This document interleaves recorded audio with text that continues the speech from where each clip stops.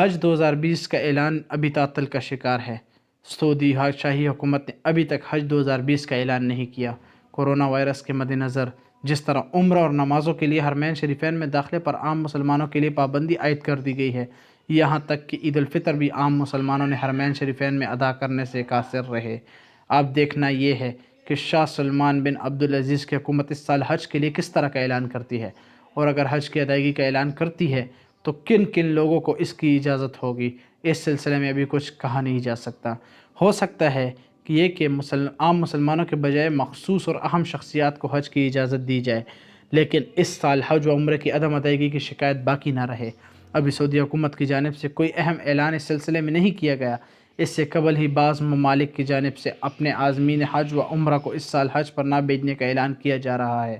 Indonesia کی پہل، عازمین کو حج پر نہ بھیجنے کا اعلان۔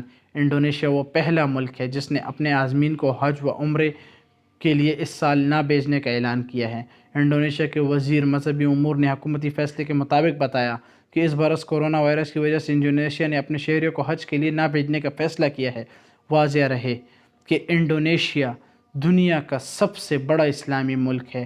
ہر سال لاکھوں افراد انڈونیشیا سے حج و عمرے کی سعادت حاصل کرنے کے لیے حجاز مقدس کا سفر کرتے ہیں۔ انڈونیشیا کے کابینی سیکرٹری کا کہنا ہے کہ بہت سارے انڈونیشین شہریوں کو زندگی میں حج کی ایک بار ہی سعادت حاصل ہوتی ہے۔ کوٹا سسٹم کی وجہ سے انڈونیشیا میں دوبارہ حج کے لیے اوسطاً 20 سال تک انتظار کرنا ہوتا ہے۔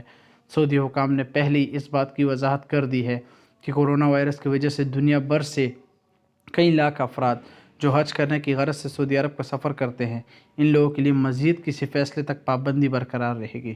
انڈونیشیا کے مذہبی امور کے وزیر فاچرل رازی کے مطابق حج منسوخی کا فیصلہ کورونا وائرس اور سفری پابندیوں کے تناظر میں کیا گیا ہے۔ اس سال انڈونیشیا کے لیے حج کوٹا 2,21,000 کا تھا۔ مذہبی امور کی ویب سائٹ کے مطابق 90% نے اپنی رجسٹریشن بھی کرا رکھی تھی۔ مسجد اقصیٰ کے امام شیخ اکرم الصبری پر پابندی۔ مسجد اقصیٰ کے امام و ممتاز بزرگ عالم دین شیخ اکرم الصبری پر اسرائیل کی جانب سے مسجد اقصیٰ اور اس کے احاطے میں داخلے پر 4 ماہ کی پابندی عائد کر دی گئی ہے۔ شیخ اکرم الصبری یروشلم اور فلسطین کے سابق مفتی بھی ہیں۔ 81 سالہ بزرگ امام اکرم الصبری مسجد اقصیٰ کے اسلامی تشخص کے تحفظ کے لیے ہمیشہ سے اپنے موقف پر قائم رہے ہیں، اور یہی وجہ بتائی جا رہی ہے کہ اسرائیلی حکام نے ان پر اشتعال انگیزی کا الزام عائد کرتے ہوئے انہیں متعدد بار نشانہ بنایا اور ان پر مسجد اقصیٰ میں داخلے پر پابندی عائد کی ہے۔ ان پر پابندی عائد کیے جانے کے فیصلے کے خلاف اسلامی وقف کونسل نے مذمت کرتے ہوئے کہا کہ یہ غیر قانونی فیصلہ ہے۔ اسلامی کونسل نے اس بات پر زور دیا کہ مسجد کی حدود کے تمام علاقوں پر مسلمانوں کا حق ہے، اس میں تمام تعمیرات اور سڑکیں بھی شامل ہیں۔ کسی کو یہ حق حاصل نہیں کہ مسجد اقصیٰ میں کسی بھی مسلمان کو نماز پڑھنے اور اپنے مذہبی فرائض کی ادائیگی پر پابندی لگائے۔ بتایا جاتا ہے کہ شیخ اکرم الصبری چونکہ کئی برسوں سے اس عہدے پر فائز ہیں اور وہ دوسرے شیوخ کے مقابلے میں زیادہ بات کرتے ہیں، لہٰذا پولیس ان سے ایسا برتاؤ کرتی ہے۔ اس پابندی کے سلسلے میں اردن پارلیمنٹ کی رکن دیمہ تحبوب نے کہا کہ مسجد اقصیٰ کا انتظام سنبھالنے والے محکمے اردن وقف بورڈ کا بھی اسرائیل نے احترام نہیں کیا۔ اس فیصلے کے بعد شیخ اکرم الصبری نے عرب ذرائع ابلاغ کو بتایا کہ اسرائیلی حکام انہیں خاموش کرانے کی کوشش کر رہے ہیں۔ وہ نہیں چاہتے کہ کوئی بھی کچھ بولے، چاہے وہ کچھ بھی ہو، وہ ہمیں ہر صورت میں بات کرنے سے روکنا چاہتے ہیں۔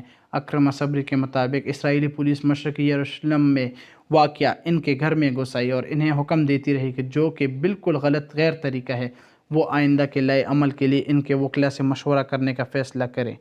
اب دیکھنا یہ ہے کہ اس فلسطین عوام اسلامی وقف کونسل شیخ اکرم الصبری پر اسرائیل کی جانب سے لگائی گئی 4 ماہ کی پابندی کا کس طرح جواب دیتے ہیں۔